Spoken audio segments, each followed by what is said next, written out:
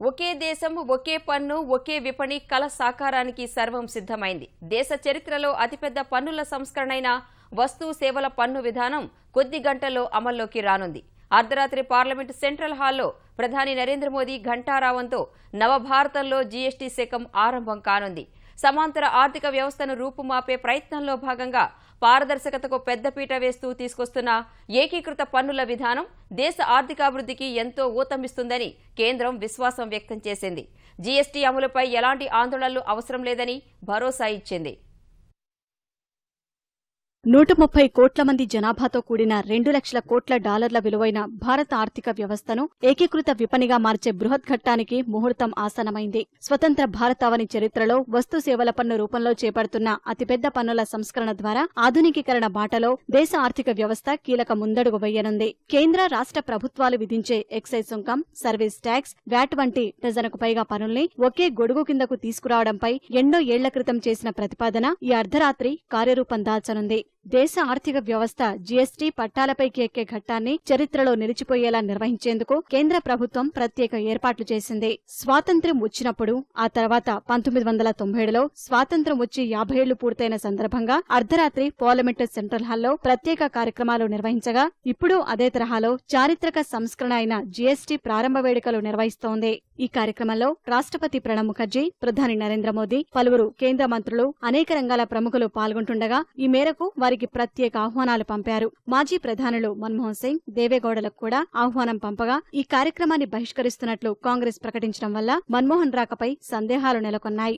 భాజపా అధ్యక్షుడు అమిత్ షా, టాటా గ్రూప్ సంస్థల గౌరవ చైర్మన్ రతన్ టాటా, బాలీవుడ్ దిగ్గజం అమితాబ్ బచ్చన్, ప్రఖ్యాత నేపథ్య గాయని లతా మంగేష్కర్ తరలిరానున్నారు. ఆర్బీఐ గవర్నర్ ఉర్జిత్ పటేల్ తో పాటు కొందరు మాజీ గవర్నర్లకు కూడా ఆహ్వానాలు పంపారు. మెట్రో దిగ్గజం శ్రీధరన్, ప్రఖ్యాత వ్యవసాయ శాస్త్రవేత్త Swaminathan, CVC KV Chowdary, CEC Naseem Zaidi, NITI Aayog ఉపాధ్యక్షుడు అరవింద్ పనగడియాతో పాటు పలువురు ఉన్నతాధికారులు, న్యాయ నిపుణులు కూడా కార్యక్రమంలో పాల్గొంటారు. రాత్రి 11 గంటలకు ప్రధాన కార్యక్రమం ప్రారంభం కానుండగా అర్ధరాత్రి ప్రధాని మోదీ జీఎస్టీని ఆవిష్కరించనున్నారు. జీఎస్టీ అమల్లోకి రావడాన్ని సూచించేలా అర్ధరాత్రి 12 గంటలకు జయగంట మోగించనున్నారు.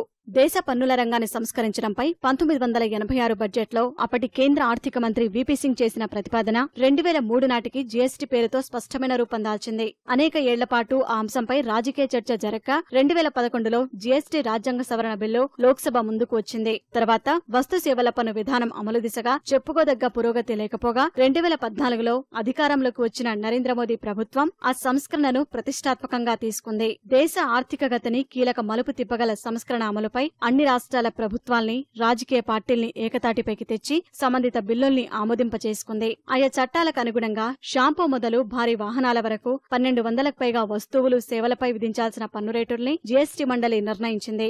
5, 12, 18, 28% పన్ను స్లాబుల్ని ఖరారు చేసిన మండలి ప్యాక్ చేయని ఆహార ధాన్యాలు, కూరగాయలు, పాలు, గుడ్లు సహా మరికొన్ని వస్తువులు, వైద్య, విద్య సేవల్ని జీఎస్టీ నుంచి మినహాయించింది. కొత్త పన్నుల విధానం అమలుతో ద్రవ్యోల్బణం మరింత తగ్గి సామాన్యులకు మేలు జరుగుతుందని కేంద్రం విశ్వాసంగా ఉంది.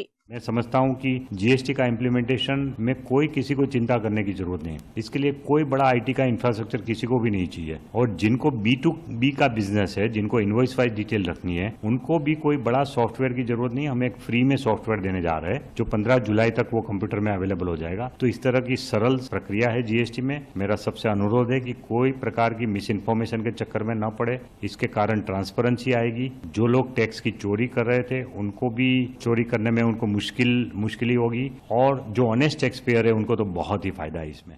వస్తు సేవల పన్ను విధానం అమలుతో పన్ను ఎగవేతకు అడ్డుకట్టపడి ప్రభుత్వానికి ఆదాయం పెరుగుతుందని, ఫలితంగా దేశ ఆర్థిక వ్యవస్థ 1 నుంచి 2% మేర వృద్ధి చెందుతుందని నిపుణులు అంచనా వేస్తున్నారు.